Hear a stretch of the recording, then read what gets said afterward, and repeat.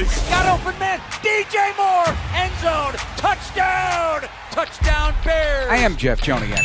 Blitz is on. Down he goes. Oscar. What was it like playing for Coach Ditka? I don't want to answer any questions like that. Pressure coming. He's in big trouble. Down he goes. Montez Sweat. And etc. Now, Bears Etc. brought to you by Chevy Drives Chicago, the official truck partner of your Chicago Bears. 11 of the 16 games in Week 1 of the NFL finished in a one-score outcome. This league is amazing. The thin line between winning and losing continues to shrink. The Bears' 27-24 loss to the Vikings, our topic. It fit exactly into that category. We discussed in episode 167 of the Bears Etc. podcast, and this episode of Bears Etc. brought to you by our new title sponsor during the regular season. We welcome ChevyDriveChicago.com, the official truck of your Chicago Bears. Tommy, give Chevy a shout-out here. How about it? Hey, Chevy, it's a landmark of the USA, so let's go Chevy. With Super Bowl winning Bears guard Tom Thayer, I'm Jeff Joniak. Throughout the 25 season, on the day after the games, Bears head coach Ben Johnson will join us as well to break down the outcome. Tom, I can tell you there is a high level of disappointment from the coaching staff and to a man on this team, even after the game, doing my work with the post-game show for Marquee Network. You know, I think there was a little bit of stunned silence to it as well for some of these guys. Some of the veterans, though, took it, hey, this is the league. You got to finish. Got to find a way to finish. Listen, this was the alumni weekend, and since the conclusion of the game, I've talked to a bunch of alumni. I listened to post-game radio on the way home. I've kind of turned my TV off all day, and I was waiting for your interview with Ben because I don't want Ben to be happy about anything. I want Ben to be angry about everything because I think that's the way that you change the culture of this football team and you get everything pointed in the right direction. So with the anticipation of the conclusion of the game, I'm interested and not excited. I'm interested to hear everything everybody has to say. Fourth quarter obviously did not go well. Minnesota erased the 17-6 lead the Bears built. The 3 fourth-quarter touchdown drives turned it. And after the opening drive touchdown, the next 9 drives, the Bears ran 46 plays for 4.1 yards per play and scored just 3 points. I'm curious, after you watched the tape, what are some of the best things you saw and the things that need some attention? Hey, listen, the development of an offense with a new head coach and new terminology is so difficult to put in place, and it takes time. It takes reps. It takes the understanding of terminology perfectly, not semi-perfectly. You're not looking for a C grade. You're looking for an A grade. And all those things will come with time and reps. But everything that you see on the tape after the game is over, it's curable and it's correctable. And that's what you want to see from a football team that's putting a new system in place. And so I'm not discouraged. I'm encouraged by what the coaches can do to correct a lot of these issues that presented themselves in week 1 that can be different in week 2 through 17. Caleb's first drive, what'd you think of it? 10 for 10 overall to start the game, but that 10-play, 61-yard drive for the lead, opening possession, which we went through the math. It was awful a year ago. We don't want to talk about last year anymore. No. Either. That's it. We're done. We're on week 1 officially. No more discussion, no more comparison contrast. Williams hit top speed of 20.29 miles per hour on that run. Sneaky speed, if you ask me, but also the fastest of his career and the 10th fastest by a quarterback since the start of last season. Man, he really hit the gas on that run. I love that opening drive. I do. And, the quarterback, I don't care about speed. I like elusiveness. When you look at guys like Peyton Manning and Tom Brady, they couldn't run a 40 under 5 seconds, but they could head fake and get out of harm's way and create a completion. And that's what I like, what I think Caleb can do. But when he has to be challenging and threatening downfield, he also has that same ability.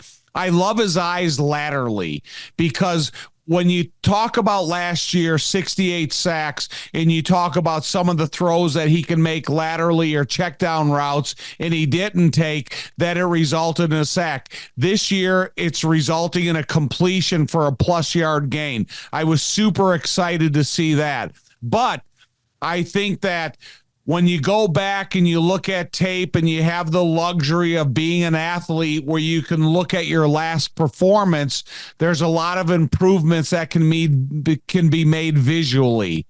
And I think Caleb is the type of a student of the game, and he has the types of coaches that can teach and positively reinforce him to make sure that going forward, repetitiously, the decisions can be made more efficiently. When you choose a Blue Moon, everything becomes brighter, just like the scoreboard after a Bears touchdown. Blue Moon, made brighter, and a proud partner of the Chicago Bears. Celebrate responsibly, Chicago. Touch on the defense before we listen in to Ben Johnson.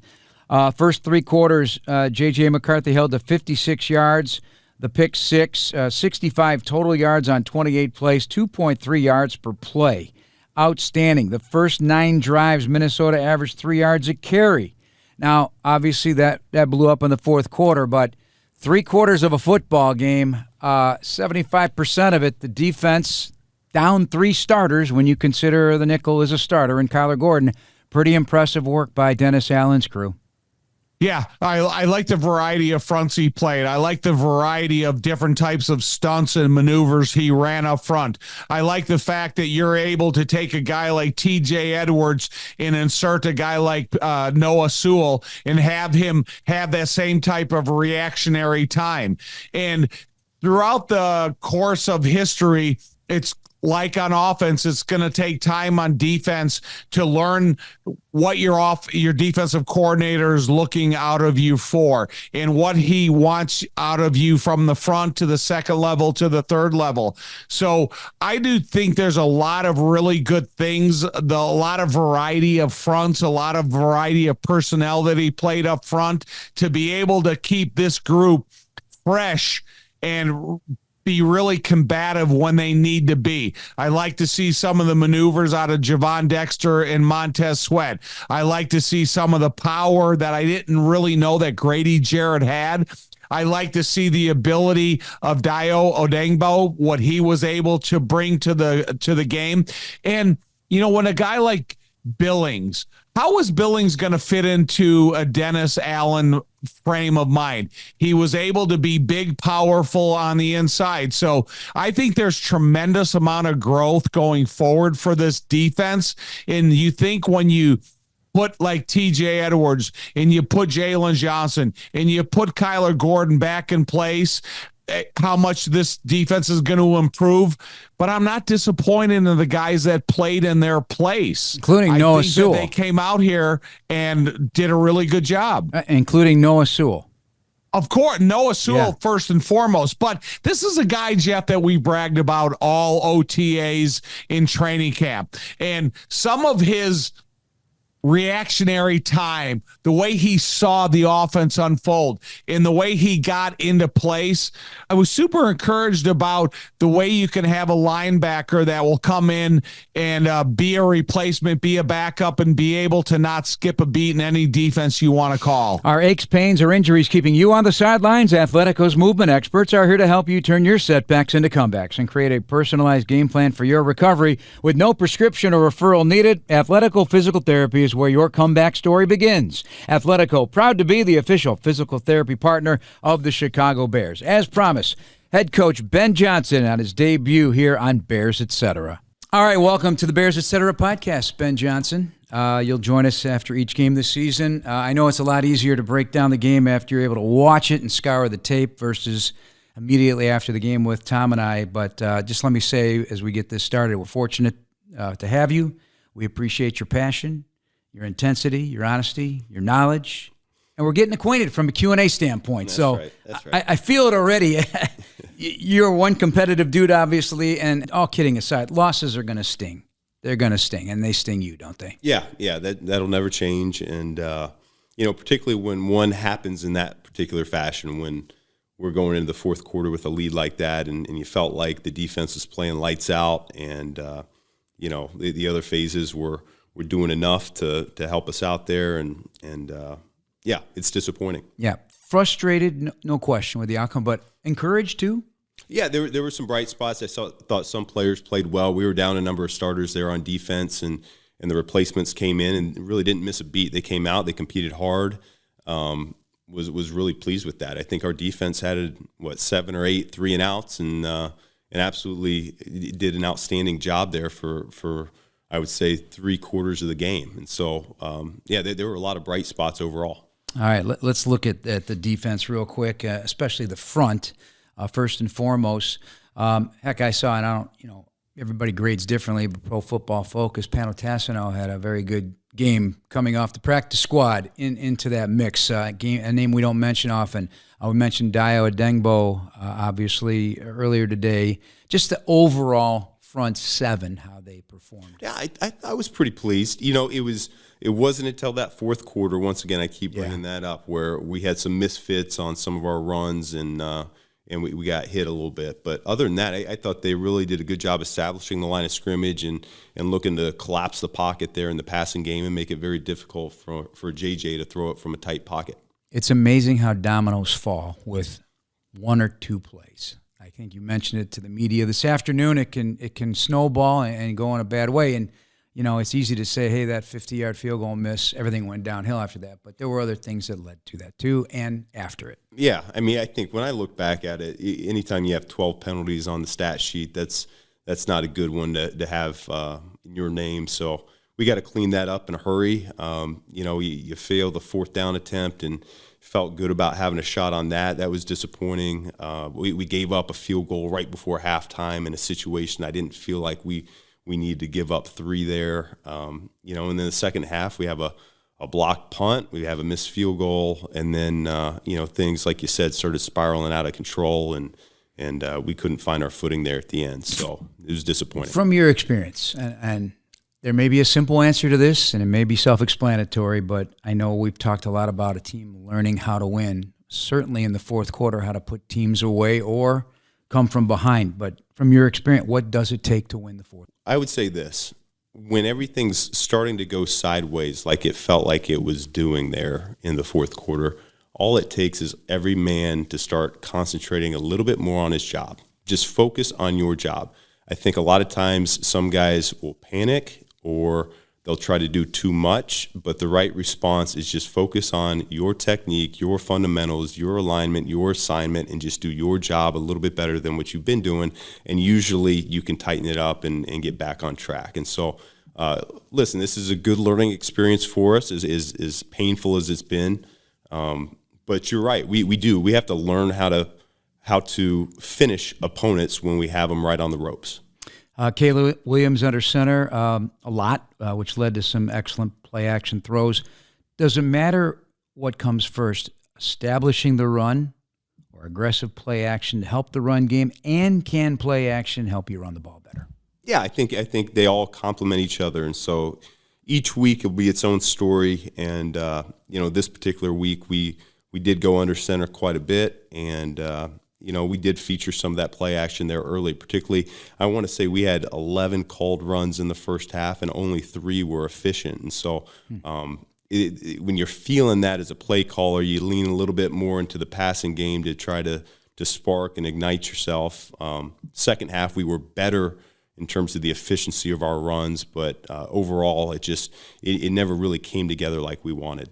I know you mentioned this earlier, but Tom wanted me to ask you how you felt about the running backs, all of them, hitting the hole. Did you feel they hit it hard? And I had a follow-up to that when the wide receivers are in there. I think anytime we featured more of a wide zone scheme the other night, and when you talk about the wide zone scheme, it usually takes guys, 4, 6, 8 games to truly get a good feel for how you want to press your landmark, when you want to stay on track, when you want to bounce it, and when you want to cut it up. And so, we weren't always consistent with that, but I was pretty pleased with how hard Swifty ran. He didn't shy away from contact. He lowered his shoulder.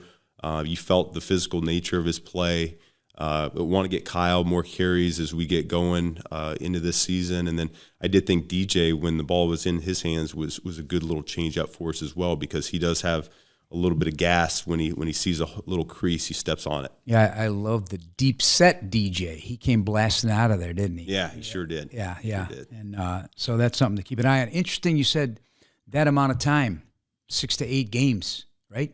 It could. It depends. But it just underscores, like, this is something that, it's just going to take some time. Yeah, I go back and, the version of wide zone that we run, I learned from a guy named Chris Furster in Miami. It was 2016, and it took us a while, that 2016 season, to get going. And, I want to say we ended up going on a stretch of winning 9 out of 10, going to the wild card, making the playoffs, and that was really good. But a guy named Jay Ajayi ended up having 3 200-yard games, rushing games that season, and really carried the load there for us on offense. And we were very wide zone predicated. And so, that's been my experience with it. And so sometimes it takes a little bit longer than you'd like, but once it starts clicking, it's usually pretty effective. So we look at a broad thing here, so I know it's a loss and all, but I love the play design that put the defense in conflict on the touchdown throw to Adunze in the fourth quarter. You had Burden back there and Swift out, so a couple running backs by position in there. That was a terrific aspect of what you are known for, is that creating mismatches. Yeah, I thought we had a few little things that we didn't quite get off the play sheet that we felt good about. That was one of them, though, and so it was good to see that one work for us, and we certainly needed it at that time. Maybe some of these will carry over to the next time we play Minnesota. Also, you indicated Monday night at the podium, you knew your tight ends were not going to be a big part of the passing game. Were you still satisfied, though, with their involvement and execution of the game plan? I think they ran 52 routes as a bunch and 32 snaps and 12 personnel. Yeah, I think some weeks they'll be featured a little bit more than others in the passing game, but overall, I thought Cole Kmet should be commended for the way he held up against Grenard. He ended up blocking him one-on-one more than I would have ever anticipated going into the game, and I thought he did more than hold his own, to be honest with you. He did a really nice job. And then Colston, getting his feet wet for a rookie will be a good learning experience to grow from. What kept Justin Jefferson quiet? At one point in the game, just 4 yards.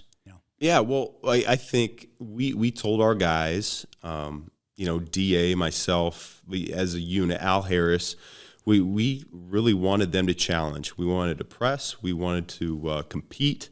And I think they did that for the course of the entire game. They weren't afraid. I thought DA had a really good plan. At times there was one-on-one. Other times he had a safety over the top, and just to make sure that we kept a roof over the top of number 18 there, because he's such a darn good player.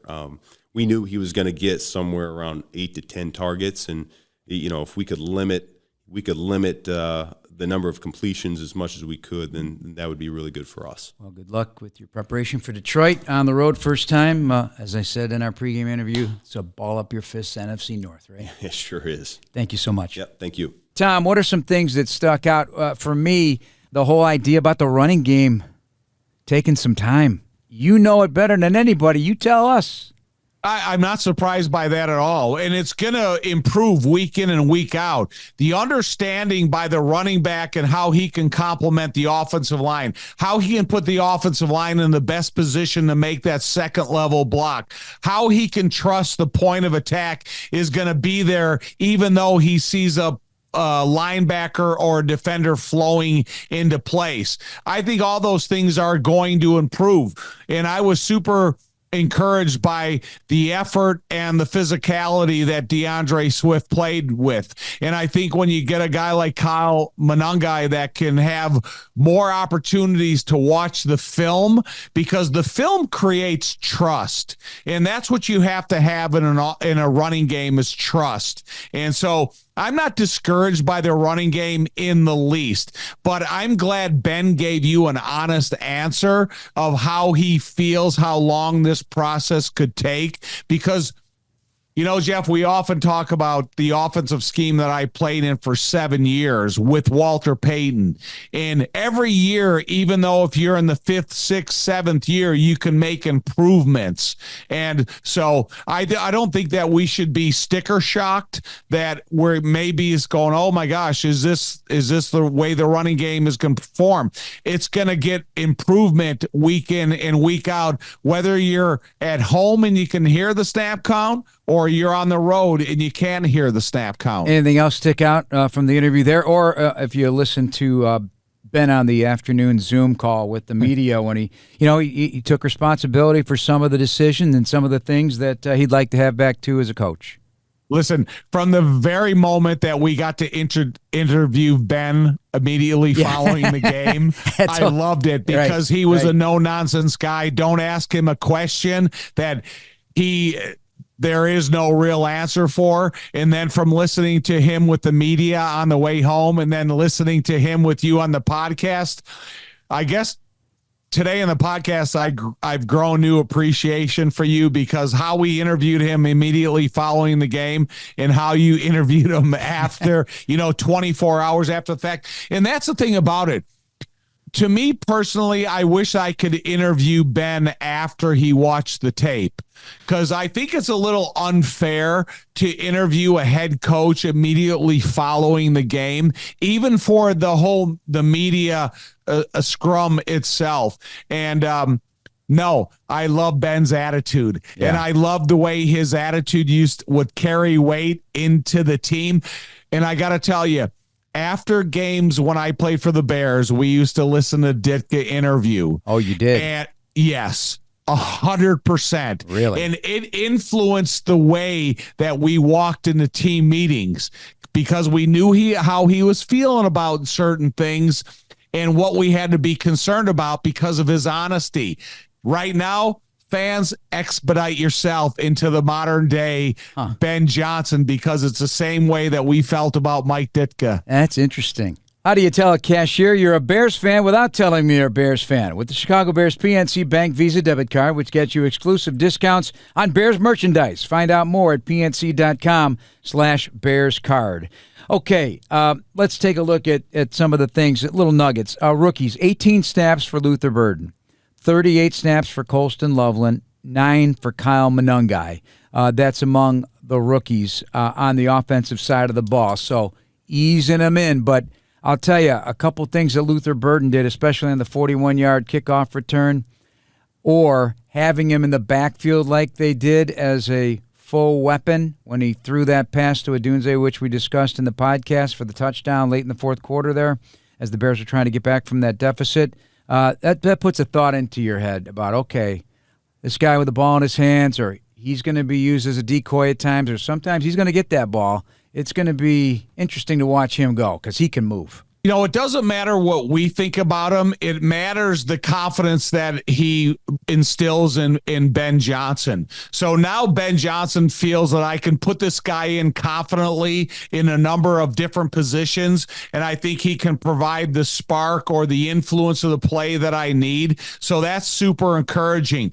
Theo Bennett being the big extra offensive lineman and even being in motion that you mentioned a couple times in the game, I think that has a big part of future game planning that, first of all, you can trust him. He understands what he's doing, and he's effective as a blocker. And listen, Colston Loveland, the dude's legit. The reason that he was picked in the first round is because he has a catching radius that can be difficult to contend with if he's the second tight end of the game with Cole Kmet. So every one of these guys, including Monungai, and I like the fact that he was an outlet pass for a first down in the game. He was totally aware of his responsibility, understood how to go from snap to catch.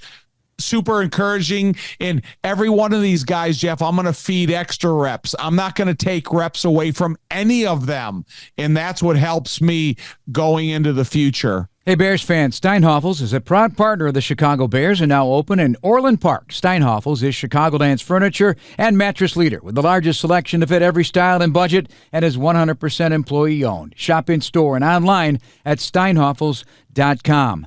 Tom, in terms of the defensive side of the ball, we saw Jalen Johnson, we saw TJ Edwards warming up before the game on Monday night. They looked good. Are you encouraged by what you saw? And I know it's not football shape and being ready to hit and tackle and all that. That'll be determined by the course of this week's short week practice and getting cleared to do so. Do you feel more confident? And what you heard from Ben about Kyler Gordon and the hamstring tightness?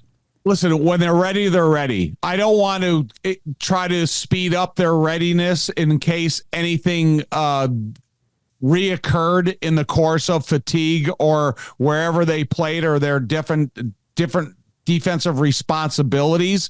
So I have a lot of faith in Dennis Allen, and he knows how to put people in the right position according to their skill set. But the last thing I want to do is put a player in there too early and jeopardize their 16 game value or 15 game value. Whatever happens, I really have faith and trust in the training staff of the Bears, the physical staff, the weight staff, and the coaching staff to trust their evaluation. Yeah, you look at George Kittle in San Francisco, popped his hamstring in that game. He goes in IR. He's going to miss 4 games. By then, you're already looking at week 6. I think they do have an early bye week too. So, wow, it just can escape from you quickly. The season goes fast from this point on, man. You don't want to miss that kind of time. If you're a full NFL fan and you go look at the injury report for the entire NFL, it's almost amazing and surprising how many marquee guys are on that list. When you look at McCaffrey and stuff, you didn't know what his availability would be week 1. So every team has that issues, and that's another part of the trust factor that you have to put in the player, the training staff, and the coaching staff. 1, 2, 3. All right, so it's on to Detroit. It'll be an interesting week. Ben is focusing on the Bears and figuring out how to win. I don't think any of the other stuff that comes with it, while it may be asked, it's going to be about the Bears. It's going to be about preparing for this game. So let's take a quick look at it. We'll break it down a little bit more in our second podcast this week. Detroit goes into Green Bay, and as Dan Campbell said, they made critical errors at the worst times. Were you surprised at what you saw, especially at the line of scrimmage, because the Packers were pretty dominant there? I was not surprised in anything because I know the difficulty of playing in Lambeau Field, their crowd support, and the emotional high that they were on because of Micah Parsons coming aboard. So I didn't unrealistically think that Detroit was going to go in there and beat Green Bay because they are the favorite in the NFC North. I just think that because of Detroit has 2 new offense and defensive coordinators, a lot of uncertainty about how they're going to go about their play calling, the trust and the faith they have in their different, personnel groupings, that it's not a Jared Goff offense. It's an offensive coordinator offense. And so I was not surprised in the least. Packers had great starting field position in week 1, second best in the league. Lions 29th, so they already were working at a deficit there. And, in terms of the defense, Aiden Hutchinson had 3 of the team's 6 pressures, which was the second fewest in the league in week 1. So they did not sack Jordan Love, one of 3 teams in the league not to get one in week 1, Carolina and Philadelphia, the other, just the 6 pressures. Some things, that we can look at the interior offensive line is all new. You got young players on the interior, on the offensive line for the Lions. You got Tate Ratledge, a rookie, at right guard. You got a second-year player in Christian Mahogany at left guard, and Graham Glasgow's been around. He's a local kid, and he's playing center for Frank Ragnar. How much of an impact does that make on what they can do right away? Significant, because the interior offensive line is the closest route to the quarterback. And then if you have a quarterback that is not as athletic or as elusive as some of the quarterbacks in the NFL, then all of a sudden you're concerned about the immediacy of pressure. And then if you do have pressure right after the snap of the ball, then you're talking about putting the quarterback in a compromising position of throwing, of accuracy, of decision-making process. So the interior of the offensive line, and not because I was a member of the interior of the offensive line, it's a factor in putting your quarterback in a comfort zone. Yeah, it sure is. No question about it. Score big at your local Chevy dealer. The Chevy Silverado will take you through this season in style. Chevy Drive Chicago, official truck partner of the Chicago Bears. And good news, Chicago, United Airlines is getting brand new planes with all the bells and whistles like Bluetooth connectivity, screens at every seat, and room for everyone's roller bag. United, proud to fly the Chicago Bears, and you too. Okay. Win, lose, or draw, you get through week one. That's the great unknown, and now we know a little bit more about all 32 NFL teams, Tommy, but not nearly enough yet. It's going to take a minute. Why are you shaking your head? Because of you. Because of all the years that I've been involved in the NFL, you always say the greatest unknown is week 1 to week 2. And I never really thought of that because I came into the luxury of the NFL of having a system in place that week 1 to week 2 was just improvement. And when you go home or away, you don't know the difference. In 85, week 1, we are losing at halftime. In week 2, you play New England, who you end up playing in the Super Bowl. So there's just a lot of differences that I don't want to tell you that because it gets you big-headed that you taught me about the NFL that I never even took into consideration as a player, and it's part of what we're a part of. Yeah, but I tell you this, because of what I said at the outset, 11 of the 16 games decided by one score, it makes it just must-see viewing, must-listening every week. The drama is unmatched in sports. It's unmatched. There's only 17 games, and the drama is almost every week. One-score games. Don't leave your seat. You don't know what's going to happen. It's the greatest show on earth, baby.